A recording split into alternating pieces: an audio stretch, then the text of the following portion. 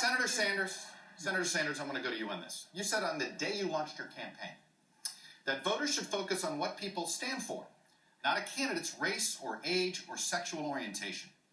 Many Democrats are very excited by the diversity of this field, on this stage and on last night's stage, and the perspective that diversity brings to this contest and to these issues. Are you telling Democratic voters that diversity shouldn't matter when they make this decision? No, absolutely not. Unlike the Republican Party, we encourage diversity. We believe in diversity. That's what America is about. But in addition to diversity, in terms of having more women, more people from the LGBT community, we also have to do something else. And that is, we have to ask ourselves a simple question.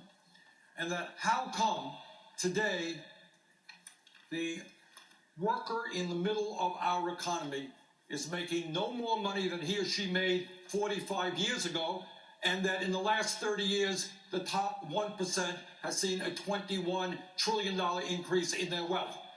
We need a party that is diverse, but we need a party that has the guts to stand up to the powerful special interests who have so much power over the economic and political life of this country. Senator Gillibrand, I want to give you 30 seconds on this. Well, first of all, where Bernie left off, we've heard a lot of good ideas on this stage tonight, and a lot of plans. But the truth is, until you go to the root of the corruption, the money in politics, the fact that Washington is run by the special interests, you are never going to solve any of these problems. I have the most comprehensive approach that experts agree is the most transformative plan to actually take on political corruption, to get money out of politics through publicly funded elections, to have clean elections. If we do that and get money out of politics, we can guarantee health care is a right, not a privilege. We can deal with institutional racism. We can take on income inequality, and we can take on the corporate corruption that runs Washington. The first constitutional amendment to do that was introduced by me when I was a young senator.